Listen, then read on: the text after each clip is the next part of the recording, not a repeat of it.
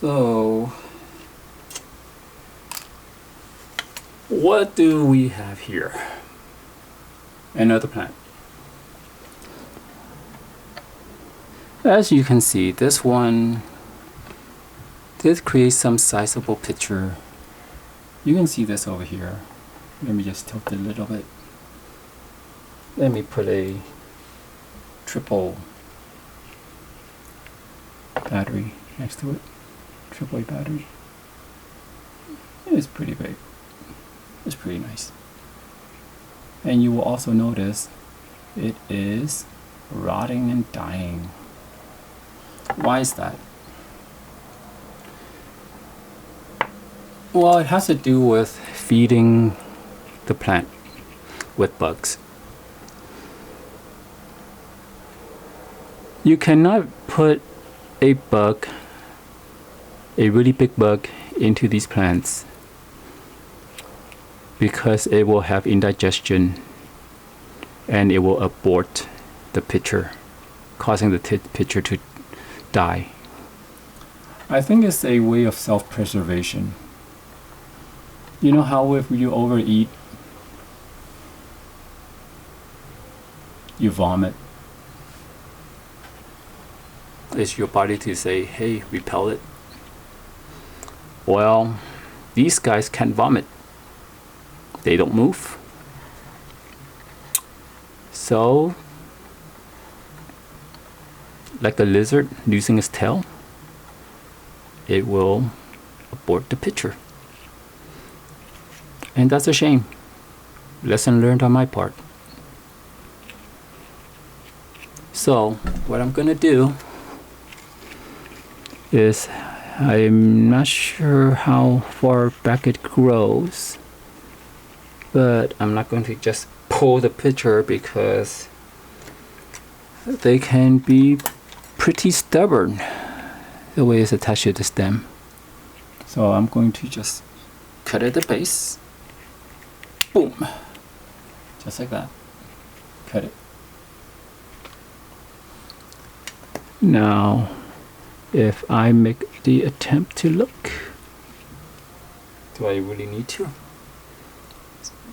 In this case, I don't need to go through the effort of looking to remove the remaining petiole you see here, because it is underneath the substrate, so it's not going to interfere with future growth. As such, I'll leave it be. And as you can see, there is a developing pitcher here, a developing pitcher here. So that's good. If we turn it a little bit, you're not gonna see this, but I do. Down here, well, let me see if I shine a light on it. Will you see it? Well, I'm not even sure if you see it or not, but right in the middle, there's that little yellowing thingy.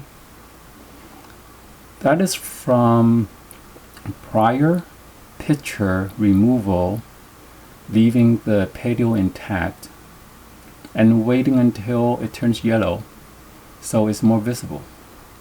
And as such, now I see where it's connected, and now I'm going to try to remove it without harming or bruising anything else around it.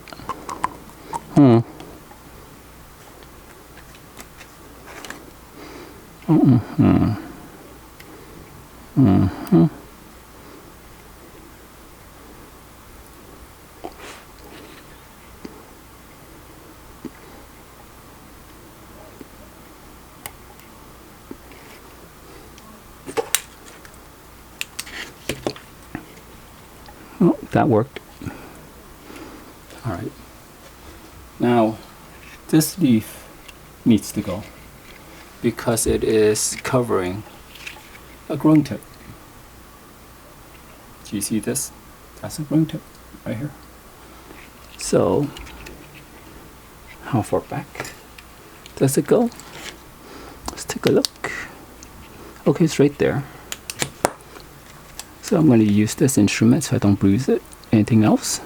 Press and hope it releases. Come on, baby. There you go.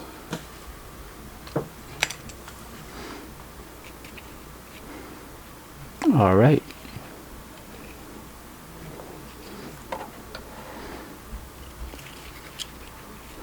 Come over here.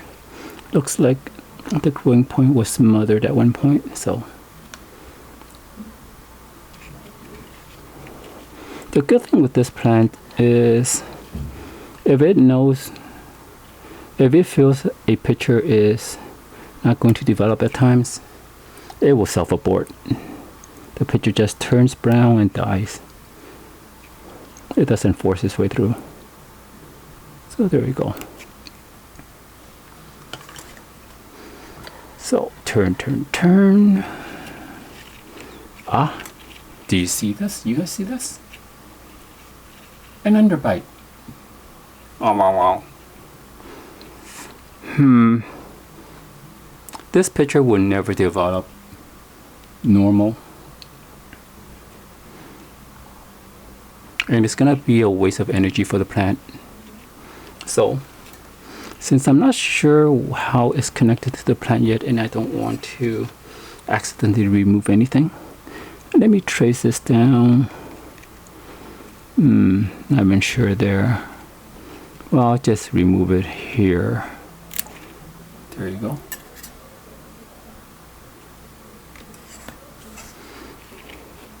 So that way now, this little baby can have time to grow. And while we're at that, did you notice this one? It is going to crash into these two guys. So that's a no-no. Boom. And here we go again. Merry-go-round. I think there's something wrong with this leaf. Yeah, there is something wrong with the leaf. Do you notice down here? It's kind of brownish yellow. Does it show on camera? Ah, yeah, right in the middle, right down there. So we'll need to remove that leaf. And take the stick, reach down, press, and there we go. Ah, do you see? Some disease there. So what could have happened is, as this plant was developing, and while I am meddling around, removing pitchers and stem, I may have bruised this part of the leaf. So, catch it and remove it. Otherwise, it could be a potential home for bacteria and mold and fungus. Nasty stuff. There you go. So as we go along, oh, what do we have here? Well, the good thing is I can see where this connects to the plant and I can remove it. And another leaf. And do you see this brown thing? It's all brown. Where's it leading to?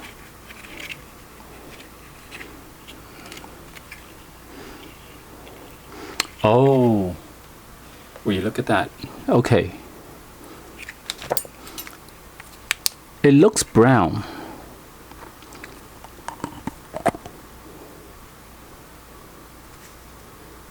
Right here.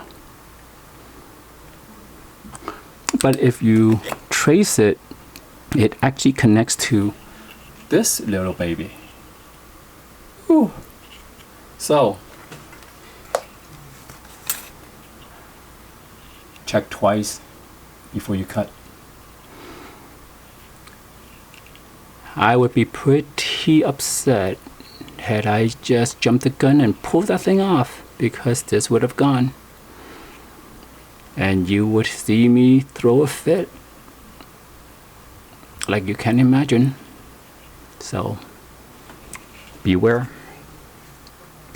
But I do see a little thingy right here that should be removed.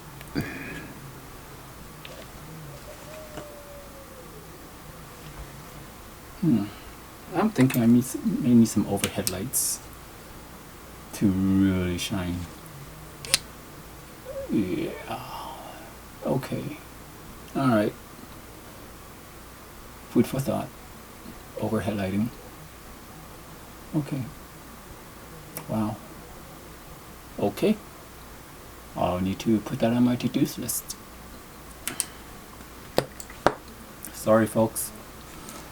First time doing this, but I'll improve for sure. Let me see. So here's a picture that's growing across. However, I think I'll let it because it will fill in the space in time. I see a little tiny juvenile picture here that's growing. Do you guys see that? Let me turn it. There we go. This little thing right here. So this area, I'll let it grow. Yeah, I think there's plenty of space for it to develop. So I think we have just made, here's a good example. If pictures are not grown properly, they aim up. This picture is not going to catch anything. It's non-functional because whatever it taps in, oof, oof, pour right out. Oof, see? Oh, what good are you? So, here's what I try to do when I see something like this. Take a look at how it's arranged. Turn it carefully. If you sense any resistance, stop. Turn the other way. No resistance, no snap. Gently, gently.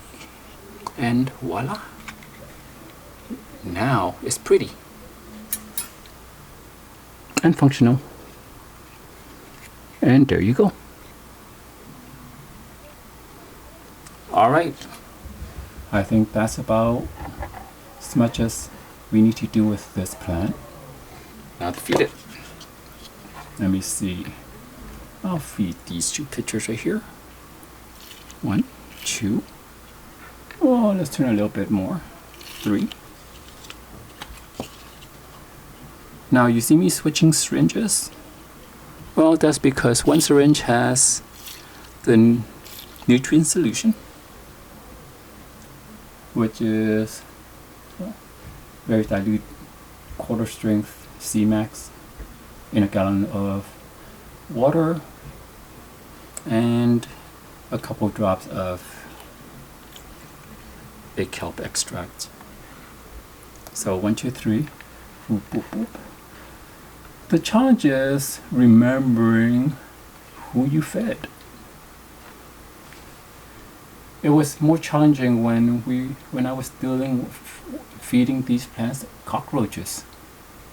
Because, for example, if I fed this little baby here a roach and I forgot I fed it and I put in a second roach after I go around and around, since all the pictures do look alike, now instead of one roach in this picture there's 2, and it's going to get indigestion and abort. So don't want to do that. So don't be greedy, folks. Little bit, little bit, little bit,